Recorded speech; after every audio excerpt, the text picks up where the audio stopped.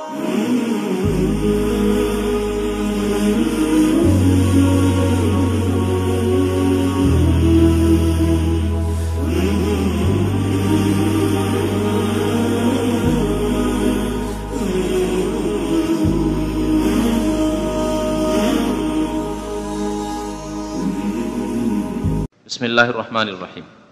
আল মুরাদু বিকাউলিহিম হাযা হাদিসুন সাহিহুন আও হাযা হাদিসুন গায়রু সাহিহ। লেখক বলছেন যে মুহাদ্দিসিন কেরামরা, হাদিসের পণ্ডিতরা কোন কোন হাদিস সম্পর্কে বলছেন হাযা হাদিসুন সাহিহুন, এই হাদিসটি সহিহ, বিশুদ্ধ হাদিস।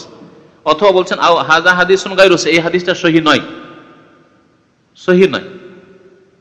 এর অর্থ কি? এর অর্থ কি? মানে ওরা কি গায়েব জেনে নিয়েছে নাকি? এর অর্থ এই নয় যে ওরা গায়েব জেনে নিয়েছে ইলহামের মাধ্যমে আর ওহির মাধ্যমে। ওহি তো কারণে ইলহামের মাধ্যমে। যেমন বিদাতি সুফিরা বলে যে আমরা হাদিসের সহিহ জয়ী মুহাদ্দিসিনদের কায়দা কানুন মানার দরকার নেই, আমরা ইলহাম কাশফের মাধ্যমে জানি।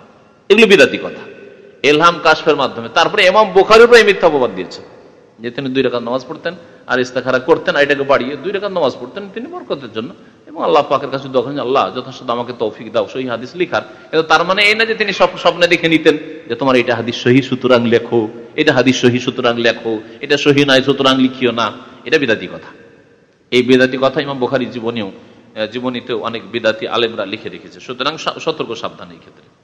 তাহলে ইলহাম কাশফ অমক তমক দিয়ে জেনে নিল আর তারপরে হাদিস সহিহ লিখলো বা সহিহ নয় লিখলো, এ কথা নয়, এই কথাটি ভুল।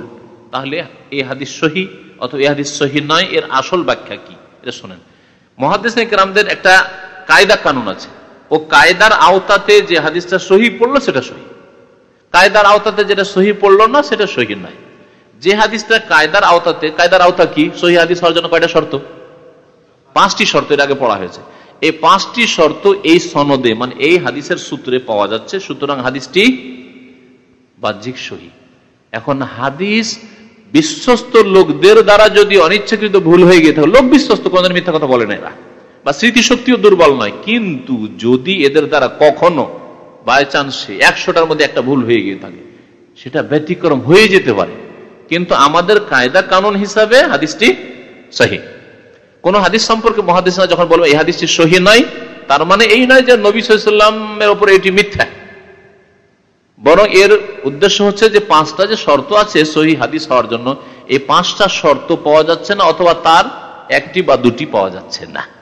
সেই জন্য এই হাদিস আমাদের কায়দা কানুন হিসাবে, আমাদের যে উসুল আছে, নীতিমালা আছে, সেই হিসাবে জয়ীফ। কিন্তু সম্ভাবনা এরও আছে যে একটা লোক স্মৃতি শক্তি দুর্বল, কিন্তু না, এই হাদিসটা বয়ান করতে গিয়ে সে দুর্বলতার শিকার হয়নি, বরং ঠিকই বলেছে, এই সম্ভাবনা আছে। তারপরে আমরা বলবো আমাদের কায়দাতে এই হাদিসটি জয়ীফ, সহিহ নয়। কারণ আমরা গায়েব জানার কোনো উপায় নেই। আমরা বাহ্যিক দেখছি যে লোকটা বিশ্বস্ত, এই সিলসিলাতে যে লোকগুলি আছে হাদিস সহিহ, না এই সিলসিলাতে এই হাদিস বয়ান করাই দেখছি এই লোক বিশ্বস্ত নয়, বা বিশ্বস্ত ইমানদার হলেও স্মৃতি শক্তি অত্যন্ত দুর্বল, কথা খুব বেশি বলে, না রে এর হাদিস সহিহ নয়। বুঝা গেছে? এখন আমার যে কথাটি হইল এটি এখানে রয়েছে, এই কথা তর্জমা পড়েন। এখন বলছেন আল মুরাদু বিকাউলিহিম, আলিফ মানে ক, আল মুরাদু বিকাউলিহিম, মুহাদ্দিসিনদের যে উক্তি, এর উদ্দেশ্য, মুরাদ মানে উদ্দেশ্য কি? উক্তি তাদের হাযা হাদিসুন সাহিহুন, এই হাদিসটি সহিহ। এর অর্থ, মুরাদ উদ্দেশ্য হচ্ছে আন্না শুরুতাল খামসাতা সাবিকাতা কাদ তাহাক্কাকাত ফিহি, এই 5টি শর্ত যা অতীতে বর্ণিত হয়েছে, সাবিকা, এই 5টি অতীতে বর্ণিত শর্ত কাদ তাহাক্কাকাত ফিহি, তাতে বাস্তবায়িত হয়েছে, মানে পাওয়া যাচ্ছে, এতে পাওয়া যাচ্ছে। লা আন্নাহু মাকতুন বিসিহাতিহি ফি নাফসিল আমরি, এর মানে এই নয় যে এর সহিহ হওয়া আবার অকাট্য আসলের দিক দিয়ে, যে আসলই একবার অকাট্য সহিহ, এটা আমরা বলতে পারবো না। আমাদের কায়দা হিসেবে হাদিস সহিহ। লিজাওয়াজিল খাতা ওয়ান নিসিয়ান আলা সিকাতি, কারণ হতে পারে যে নির্ভরযোগ্য ব্যক্তি, যেই ব্যক্তি ইমানদার বিশ্বস্ত, যেই ব্যক্তির স্মৃতি শক্তি প্রখর, তারও পদস্খলন ঘটতে পারে। লিজাওয়াজিল খাতা, ভুল হয়ে যেতে পারে, ওয়ান নিসিয়ান অথবা ভুলে যেতে পারে, এটা সম্ভাবনা। লিজাওয়াজ মানে সম্ভাবনা আছে, লিজাওয়াজিল খাতা ভুল হয়ে যাওয়ার সম্ভাবনার কারণে, ওয়ান নিসিয়ান বা ভুলে যাওয়ার সম্ভাবনার কারণে, আলা সিকা, সিকা ব্যক্তির, নির্ভরযোগ্য বিশ্বস্ত ব্যক্তির। বোঝা গেছে স্পষ্ট? বা মানে খ ওয়াল মুরাদু বিকাউলিহিম, মুহাদ্দিসিনদের এই কথার উদ্দেশ্য হাযা হাদিসুন গায়রু সহিহ, এই হাদিস সহিহ নয়, বা হাদা হাদিসুন দাঈফুন, এটা বলার উদ্দেশ্য কি? আন্নাহু লাম ইয়াতাতাহাক্কাক ফীহি শুরুতুস সিহাতিল খামসাতিস সাবিকা কুল্লুহা আও বা'দুহা, যে অতীতে বর্ণিত পাঁচটি যে সহিহ হওয়ার শর্ত রয়েছে সেই শর্তগুলি সবগুলি পাওয়া যাচ্ছে না, অত্যন্ত জয়ীফ, অথবা আও বা'দুহা তার কিছু অংশ পাওয়া যাচ্ছে না, একটি পাওয়া যাচ্ছে না, দুটি পাওয়া যাচ্ছে না, তিনটি শর্ত পাওয়া যাচ্ছে না। লা আন্নাহু কাযিবুন ফি নাফসিল আমরি, সহিহ নয় হাদিস বলার উদ্দেশ্য এই নয় যে হাদিসটি একেবারে মিথ্যা, মিথ্যা বলা উদ্দেশ্য নয়। কারণ লিজাওয়াজি ইসাবাতে মান হুয়া কাসিরুল খাতা, কারণ সম্ভাবনা রয়েছে ওই ব্যক্তির সঠিক কথা বলার, যেই ব্যক্তি অনেক ভুল করে থাকে। লিজাওয়াজি ইসাবা, ইসাবা মানে সঠিক হওয়া, মান হুয়া ওই ব্যক্তির কাসিরুল খাতা, যে ব্যক্তি অনেক ভুল করে। একটা লোক বারবার ভুল করে, বারবার ভুল করে, তার মানে এই নয় যে 100 বারই ভুল করে, হয়তো বা 100 বারের মধ্যে 3 বার ঠিক বলেছ, ঠিক না? তাহলে 100টা 97টা ভুল হলো, 3টা তো ঠিক হইতে পারে, সম্ভাবনা আছে। কিন্তু না, আমরা সতর্কতা হলো কোনটা ঠিক আর কোনটা ভুল নিতেই পারছি না, কারণ এই নির্ভরযোগ্য লোক না, স্মৃতিশক্তি অত্যন্ত দুর্বল, হ্যাঁ, পচা মগজ, সুতরাং এর হাদিসে নেব না, জয়ীফ, সহিহ নয় এর হাদিস। আশা করি স্পষ্ট এই বিষয়টি। মুহাদ্দিসিন কিরামরা সতর্কতা অবলম্বন করেছেন এই কায়দা কানুনগুলির মাধ্যমে। আর যে হাদিসটা সহিহ নয় মুহাদ্দিসিনরা বলেছেন সেই হাদিসের উপর আমল করব না, কারণ নবী সাল্লাল্লাহু আলাইহি ওয়াসাল্লাম থেকে প্রমাণ হওয়ার জন্য যে মজবুত দলিলের মাধ্যমে, কায়দার মাধ্যমে সাব্যস্ত হইতে হবে, সাব্যস্ত আমাদের কাছে হলো না। শুধু এর উপর আমল না করলে আমরা গুনাহগার নই, কারণ বরং আমল করলেই গুনাহগার হব। সাব্যস্ত নয় যে শর্তগুলি রয়েছে, মুহাদ্দিসিন কিরামরা সতর্কতার জন্য এই শর্তগুলি আরোপ করেছেন, সেগুলি পাওয়া যায়নি, তুমি কেন জয়ীফের আমল করেছো, পাকড়াও হইতে পারে। আর যেখানে আমাদের কায়দা কানুন মোতাবেক সহিহ সাব্যস্ত হয়ে গেছে, তখন আমরা বলতে পারবো আল্লাহ, তোমার নবী সাল্লাল্লাহু আলাইহি ওয়াসাল্লাম থেকে প্রমাণিত হওয়ার জন্য মুহাদ্দিসিন কিরামরা যে কায়দাগুলি আমাদের কাছে পেশ করেছিলেন, সেই কায়দা অনুযায়ী হাদিসটা সহিহ ছিল, তাই আমল করেছি। সুতরাং যদি ভুলও করে থাকি, 100টার মধ্যে একটাতে ভুল হয়ে গেছে, 99টাই ঠিক করেছি বা 98 ঠিক করেছি, দুটোতে ভুল হয়ে গেছে, তারপর আল্লাহ মাফ করবেন, কারণ আমরা আমাদের ইজতিহাদে ঠিক করেছি, আমাদের মুহাদ্দিসিনরা ইজতিহাদ করেছেন এবং তাদের কায়দা মোতাবেক আমরা আমল করেছি। স্পষ্ট?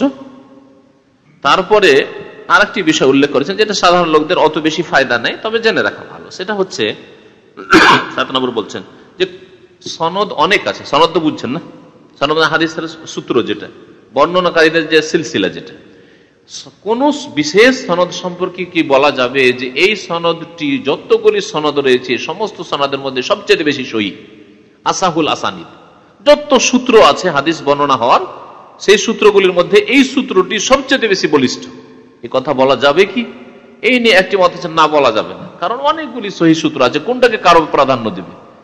আলী রাদিয়াল্লাহু তাআলা যেটা সনদ এসছে অমুক অমুকের মাধ্যমে, ওইটাকে বেশি সহিহ বলবো না, ইবনে মাসউদ থেকে এসছে ওইটাকে বেশি সহিহ বলবো না, ইবনে ওমর থেকে যেটা এসছে, আবু হুরায়রা থেকে এসছে, কোনটাকে সহিহ বলবো? তাই না? এই জন্য ইখতিলাফ আছে। কিছু কিছু উলামারা বলেছেন যে বলা যেতে পারে এই ধরনের সনদগুলি যদি আসে তো বলা যাবে এগুলি সবচাইতে সহিহ, কিন্তু সবগুলির মধ্যে এটা সবচাইতে বেশি সহিহ বলা খুব মুশকিল, যে কোনটা বেশি সহিহ সনদ। কারণ অনেক সহিহ সনদ, অনেক সহিহ সূত্র আছে, বিশুদ্ধ সূত্র আছে, যেগুলো দ্বারা হাদিস প্রমাণিত। বলছেন হাল ইউজজামু ফি ইসনাদিন, কোন সনদ সম্পর্কে অকাট্যভাবে বলা যাবে বা দৃঢ়তার সাথে বলা যাবে, জাজম মানে ইয়াকিনের সাথে বলা যাবে, দৃঢ়তার সাথে বলা যাবে, আন্নাহু আসাহুল আসানিদ মুতলাকান, সেটি যতগুলি সনদ রয়েছে তার মধ্যে অধিক সহিহ, সবচেয়ে বেশি আসাহ, ইসম তাফজিল, সবচেয়ে বেশি সহিহ বলা যাবে একবার, মুতলাকান মানে সবগুলির মধ্যে সহিহ, এটা হচ্ছে মুতলাকান। আর যদি তুলনা করে বলে মদিনার মধ্যে যতগুলি সনদ আছে মদিনা শহরে, তার মধ্যে এই সনদটা বেশি, মদিনার যে মুহাদ্দিসিন তার মধ্যে এটা বেশি সহিহ, কুফার মধ্যে এটা বেশি সহিহ, মিশরে এটা বেশি সহিহ, শাম দেশে দামেস্কে এটা বেশি সহিহ, মক্কার সনদের মধ্যে এই সনদটা বেশি সহিহ, বা অমুকের ছাত্রদের মধ্যে এই সনদটা বেশি সহিহ, ঠিক না? যেমন যদি আপনাকে বলা হয় গোটা দুনিয়ার মধ্যে সবচেয়ে বড় আলেম কি, তাহলে বড় মুশকিল, মেলা আলেম আছে, মুশকিল সিদ্ধান্ত, ঠিক না? কিন্তু যদি বলা হয় যে হাদিসের ক্ষেত্রে কে বড়, তাহলে অনেকটা সম্ভব। ফিকহের ক্ষেত্রে, ফিকহ মাসাইলের ক্ষেত্রে কে বড়, তাফসীরের ক্ষেত্রে কে বড় বলা যাবে। আচ্ছা, যদি শহর ভিত্তিক বলা হয়, দাম্মামের মধ্যে কে বড় আলেম বলা যেতে পারে? বলা যাবে মোটামুটি, কিন্তু গোটা সৌদি আরব মুশকিল। সৌদি আরব গোটা এত শহরের নলেজই নেই, অথবা সবগুলিকে কম্পেয়ার করে বলা হতে পারে একটা জিজানে লুকিয়ে আছে বড় আলেম, যেটা দাম্মামের চাইতে বড় আলেম আছে, আমার খবরই নেই, ঠিক না? কিন্তু দাম্মাম সম্পর্কে যদি বলা হয়, আরবি নাম দিয়ে বাংলার মধ্যে বেশ কিছু আলেম আছে, তার মধ্যে অমুক বেশি, তাহলে বলা অনেকটা সহজ। বাংলার মধ্যে খাস করে দিলেন, যে মুতলাকান থাকলো না, তার মধ্যে আবার দাম্মাম শহর খাস করে দিলেন, তাহলে অনেকটা সহজ। কিন্তু গোটা সৌদি আরবে যত বাংলা দাঁড়িয়েছে তার মধ্যে কি সবচেয়ে বড় আলেম, তাহলে এই ক্ষেত্রে আমরা ভুল হইতে পারি সিদ্ধান্ত। তো ওই রকমই সনদের ব্যাপারটি বলছেন আল মুখতার, মানে সবচেয়ে উত্তম হচ্ছে আন্নাহু লা ইউজজামু ফি ইসনাদিন, কোন সনদ সম্পর্কে অকাট্য ভাবে বলা যাবে না বা দৃঢ়তার সাথে বলা যাবে না যে আন্নাহু আসাহুল আসানিদ মুতলাকান, ব্যাপক অর্থে সমস্ত সনদের মধ্যে সবচেয়ে বেশি এই সনদটি সহিহ, এই কথা বলা যাবে না। কারণ লিআন্না তাফাওয়াতা মারাতিবিস সিহহাতি মাবনিউন আলা তামাক্কুনিল ইসনাদে মিন শুরুতিস সিহহা, কারণ সহিহ হওয়ার যে স্তরগুলি রয়েছে সেগুলির বিভিন্ন হওয়া, তাফাউত বা পার্থক্য হওয়া, এটি নির্ভরশীল, মাবনিউন মানে নির্ভরশীল, আলা তামাক্কুনিল ইসনাদে, সনদের আলা তামাক্কুনিল ইসনাদে মিন শুরুতিস সিহহা, সহিহ হওয়ার যে শর্তগুলি রয়েছে, কয়টি শর্ত রয়েছে? 5টি। এই শর্তগুলি থেকে ওই সনদের মজবুত হওয়ার উপর নির্ভরশীল। এই সহিহ হওয়ার যে 5টি শর্ত আছে, এগুলি কোন সনদে বেশি মজবুত হয়ে পাওয়া যাচ্ছে। এই যে সিলসিলাটা আছে, এর মধ্যে যে বর্ণনাকারীগুলি আছে, এরা বেশি স্মৃতিশক্তি দিয়ে প্রখর, এরা বেশি ইমানদার না এই সনদে যারা আছে তারা বেশি ইমানদার, এর উপর নির্ভরশীল। তাহলে কি করে আম ভাবে বলে দেবেন যে যতগুলি সনদ আছে বাসরা, কুফা, মেশর, আরব, আজম সব মিলে এই সনদটা বেশি মজবুত, কি করে বলবেন? তাই বলছেন যে ওয়ায়ানদুরু তাহাক্কুকু আলা দারাজাত ফি জামি শুরুতিস সিহহা, বলছে যে সহিহ হওয়ার যে সমস্ত শর্তগুলি রয়েছে তার মধ্যে যে সবচাইতে উচ্চ স্তরের মর্যাদা রয়েছে সহিহ হওয়ার দিক দিয়ে, সেটা পাওয়া একেবারে অত্যন্ত কম, বিরল।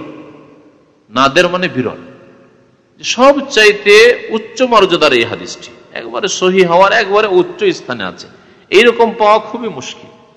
ফাল আউলা, সুতরাং উত্তম হচ্ছে কি আল ইমসাক আনিল হুকমি লি ইসনাদিন বিআন্নাহু আসাহুল আসানিদ মুতলাকান, সুতরাং উত্তম হচ্ছে কি, আউলা মানে উত্তম, উত্তম হচ্ছে কোন সনদ সম্পর্কে হুকুম লাগানো থেকে বিরত থাকা। ইমসাক মানে বিরত থাকা, যেন রোজা সিয়ামকে ইমসাক বলা হচ্ছে অর্থ। আল ইমসাক আনিল হুকমি লি ইসনাদিন, কোন ইসনাদ সনদকে দের উপর হুকুম লাগা থেকে বিরত থাকা, কি বলে যে সেটা হচ্ছে সমস্ত সনদগুলির মধ্যে সবচেয়ে বেশি সহিহ, এই হুকুম লাগানো থেকে, এই কথা বলে আখ্যায়িত করা হতে বিরত থাকা।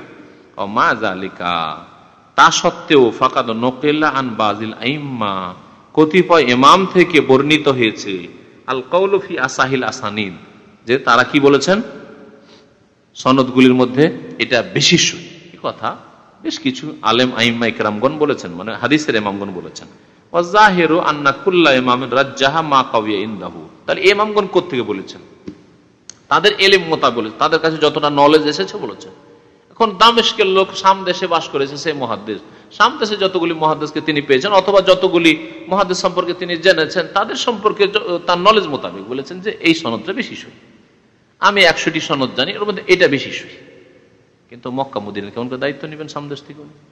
হ্যাঁ, আজারবাইজান, উজবেকিস্তানে কেমন করে দায়িত্ব নেবেন উনি? যদি মরক্কো আর আলজাজায়ের হয়তো তার দায়িত্ব কেমন করে নেবেন উনি? তাই বলছেন যে জাহের আর স্পষ্ট কথা হচ্ছে যে আন্না কুল্লা ইমামিন, প্রত্যেক ইমাম যারা এই আসাহুল আসানিদ বলেছেন যে সহিহ, বেশি সহিহ সনদ আছে, তারা রাজ্জাহা মা কাওয়িয়া ইনদাহু, তার নিকটে যে সনদটি বেশি মজবুত হয়েছে সেটাকে তিনি প্রাধান্য দিয়েছেন যে এটা বেশি সহিহ, তার মত সেটা। সেই মতের সাথে অন্য মুহাদ্দিস একমত নাও হইতে পারে। ফামিন তিলকাল আকওয়াল, ওই সব উক্তির মধ্য থেকে এখানে কয়েকটি উক্তি বর্ণনা করা হচ্ছে যে কোন কোন সনদগুলিকে সবচেয়ে বলিষ্ঠ সনদ বলা হয়েছে বা সহিহ সনদ বলা হয়েছে। আন্না আসাহাহা, ওই সনদগুলির সবচাইতে বেশি সহিহ সনদ হচ্ছে 1 নম্বর ক জোহরি আন সালেমিন আন আবি, জোহরি, ইমাম জোহরি ইবনে শাহাব জোহরি বর্ণনা করেছেন সালেম ইবনে আব্দুল্লাহ থেকে, আর সালেম বিন আব্দুল্লাহ বিন ওমর তার পিতা আব্দুল্লাহ বিন ওমর ইবনে খাত্তাব রাদিয়াল্লাহু তাআলা আনহু থেকে বর্ণনা করেছেন। এই সনদ খুব মশহুর প্রসিদ্ধ সনদ, এই সনদটি সবচেয়ে মজবুত। কোন কোন আইম্মা বলেছেন এটা, হ্যাঁ ঠিক আছে, আব্দুল্লাহ বিন ওমর। তারপরে এটা কার থেকে বর্ণিত বলছে, রবিয়া যালিকা আন ইসহাক ইবনে রাহওয়াই ওয়া আহমদ। এই উক্তিটি বর্ণিত হয়েছে ইমাম ইসহাক বিন রাহওয়াই, যে ইমাম আহমদের সহপাঠী ছিলেন। যেমন তেমন ইমাম না, যেন ইমাম আহমদ 4 ইমামের এক ইমাম হয়ে তার মযহাব হয়ে গেছে, ইমাম আহমদকে অনেকেই চিনছেন। হ্যাঁ, ইমাম আহমদের বড় কিতাব মুসনাদ আহমদ আছে, সেজন্য অনেকেই চিনছেন, কিন্তু ইমাম ইসহাককে চিনছেন, অথচ একই সাথী, একসাথে পড়াশোনা করেছেন, কাছাকাছি, তার কাছাকাছি ইমাম ছিলেন, তিনি আলেম ছিলেন, মুহাদ্দিস। এবং ইমাম আহমদ তার সঙ্গী। এই দুইজনের মত হচ্ছে সবচেয়ে সহিহ সনদ হচ্ছে জুহরি যদি বর্ণনা করে সালেম থেকে তাবেই, আর সালেম তাবেই যদি তার পিতা আব্দুল্লাহ বিন ওমর থেকে বর্ণনা করে। ইবনে সিরিন বর্ণনা করছেন আন আবিদা, আবিদা থেকে, আবিদা সালমানি থেকে, ইনি তাবেই। আর আবিদা সালমানি আলী রাদিয়াল্লাহু তাআলা আনহুর ছাত্র, আলী রাদিয়াল্লাহু তাআলা। এই সনদকে অনেকেই কি করেছেন, বলেছেন সবচেয়ে সহিহ সনদ। যদি কুফার দিকে দেখা হয়, ইরাকের দিকে, যেখানে আলী রাদিয়াল্লাহু তাআলা চলে গেছিলেন হিজরত করে, তাহলে সেখানকার জন্য ঠিক আছে, ওইখানে এটা বেশি সহিহ সনদ ছিল। এই মত পোষণ করেছেন রবিয়া যালিকা, এই উক্তিটি বর্ণিত হয়েছে ইমাম আলী ইবনুল মদিনী থেকে এবং ইমাম আল ফাল্লাস থেকে। এরা হাদিসের জারহে তাদিলের ইমাম, সহিহ জয়ীফের উপরে যারা হুকুম লাগিয়েছেন তাদের প্রখ্যাত ইমামেরা ছিলেন। আলী ইবনুল মদিনী ইমাম বুখারীর উস্তাদ। আলী ইবনুল মদিনী, জিম মানে হয় বর্ণনা করেছেন আমাশ, সুলাইমান আল আমাশ বর্ণনা করেছেন ইব্রাহিম থেকে, আর ইব্রাহিম নাখি বর্ণনা করেছেন আলকামা থেকে, আলকামা বর্ণনা করেছেন আব্দুল্লাহ বিন মাসউদ থেকে। আব্দুল্লাহ বিন মাসউদ কুফায় হিজরত করে চলে গেছিলেন। এই উক্তিটি, এটা সবচেয়ে সহিহ সনদ, এটা বর্ণনা করা হয়েছে রবিয়া যালিকা আন ইবনে মাইন, ইয়াহিয়া ইবনে মাইন রাহমাতুল্লাহ আলাইহি থেকে বর্ণনা করা হয়েছে। দাল মানে ঘ হচ্ছে। জোহরি আলী ইবনে হুসাইন থেকে বর্ণনা করেছেন, মানে জাইনুল আবেদিন থেকে। এই আলী ইবনে হুসাইনের ছেলে আলী ছিলেন জাইনুল আবেদিন। জাইনুল আবেদিনের নাম শুনেনি? আমার দেশের গজলে বলে না, হ্যাঁ, জাইনুল আবেদিনের কান্দ নামাকে শুনতে দাও, এরকম একটা বাংলা কবিতা আছে। তো আলী জাইনুল আবেদিন হুসাইন রাদিয়াল্লাহু তাআলার ছেলে, নাবালক অবস্থায় ছিলেন ওই যে এই কারবালা দুর্ঘটনা ঘটার সময়। আর তিনি তার পিতা থেকে, মানে হুসাইন রাদিয়াল্লাহু তাআলা থেকে বর্ণনা করেছেন, আর তিনি হুসাইন বর্ণনা করেছেন সাহাবী থেকে বর্ণনা করেছেন, তার পিতা আলী ইবনে আবি তালিব চতুর্থ খলিফাতে বর্ণনা করেছেন। এটা বেশি সহিহ সনদ। রবিয়া যালিকা, এই উক্তিটি বর্ণিত হয়েছে আবু বকর ইবনে শাইবা, একজন প্রখ্যাত মুহাদ্দিস ছিলেন, তার থেকে বর্ণিত হয়েছে। এটা বেশি সহিহ সনদ, কারণ সাহাবী থেকে বর্ণনা করেছেন। আবার আরেকটি মানে ওয়া উক্তি বর্ণিত হয়েছে যে সবচেয়ে সহিহ সনদ হচ্ছে ইমাম মালিক, ইনি ইমাম, আর তার ওস্তাদ হচ্ছে নাফে, যিনি তাবেই ছিলেন এবং গোলাম, ইবনে উমরের গোলাম, নিজের বাড়িতে থেকে গোলাম, সবসময় ওস্তাদের কাছ থেকে, মানে নিজের মনিবের কাছ থেকে শিখেছেন তিনি হাদিস। আর তিনি বর্ণনা করেছেন তার মনিব আব্দুল্লাহ বিন উমর রাদিয়াল্লাহু তাআলা আনহুমা থেকে। এই উক্তিটি বর্ণিত হয়েছে, এটা সবচেয়ে বেশি সহিহ সনদ রবিয়া যালিকা আনিল বুখারী, ইমাম বুখারী রাহমাতুল্লাহ আলাইহি থেকে বর্ণিত হয়েছে। তাহলে এগুলো আইম্মায়ে কেরামদের নিজের নিজের মত এক এক দিকে লক্ষ্য করলে বলা যেতে পারে যে ঠিক আছে। হ্যাঁ, তিনি যতটা জেনেছেন সেই হিসেবে বলেছেন। ইমাম বুখারী জেনেছেন যে যতগুলি সনদ তার কাছে এসেছে, তার মধ্যে দেখছেন এটা আমার কাছে বেশি মজবুত লাগে, তাই তিনি বলেছেন। জি, অন্যটাকে বলেছেন, ইমাম আহমদ অন্যকে বলেছেন, আলী ইবনে মাদিনী অন্যকে বলেছেন, এইভাবে বলেছেন। কিন্তু এইভাবে মুতলাক আমভাবে ব্যাপক হুকুম লাগিয়ে দেওয়া ঠিক না। এইরকমই একটা ছোট্ট বাংলাদেশে যদি হয়, আর যদি কোনো লোক যারা বেশি কথা বলে তাদের এরকম কথা শোনা যায়, হ্যাঁ, বাংলাদেশ মধ্যে সবচেয়ে বড় আলেম বলে, আরে কিছুক্ষণ বক্তব্য শুনেছে বা কিছু, আর বাংলাদেশ মধ্যে সবচেয়ে বড় আলেম, কি করে সবচেয়ে বড় আলেম, যাও জয়ী বয়ান করে সবচেয়ে বড় আলেম, তোমার কোনো জ্ঞানই নেই, ঠিক না? তো কথা হচ্ছে যে এমনকি যারা হাদিসেরও পণ্ডিত, তারাও তো বহু বিদাতি হয়ে আছে, তাহলে কি করে আপনি হুকুম লাগছে অমুক সবচেয়ে বড় আলেম? তারপর আপনার জানা কতটা আছে? এমন এক ব্যক্তি যে গোপনীয় আছে, তার খবর রাখেন, হয়তো সেই বড় আলেম এলেম রাখে, কিন্তু তার প্রচার হয়নি, বাংলাদেশে কেন, এখানেও আছে এমন লোক, যেই ব্যক্তি টিভিতে আসেন বক্তব্যের দিক দিয়ে, অথবা অনেক লিখনি গোপনীয় হয়ে আছে, তারপরে ওই ডক্টরেট করেননি, সেই জন্য ওকে অনেকে চিনে না, কিন্তু এলেমের দিক দিয়ে বড় বড় ডক্টরেট যারা করেছে ইসলামের উপর, তাদের চেয়ে অনেক বড় এলেম রাখে। এরকম বহু আলেমকে আমি জানি। তাহলে অনেকে হয়তো তার খ্যাতি ছড়ায়নি, কিন্তু এলেম তার কাছে অনেক বেশি আছে। ছেড়ে দিই এখান থেকে, কারণ তারপরে লম্বা আছে। সাল্লাল্লাহু আলাইহি ওয়া সাল্লাম মুহাম্মদ ওয়া আলা আলিহি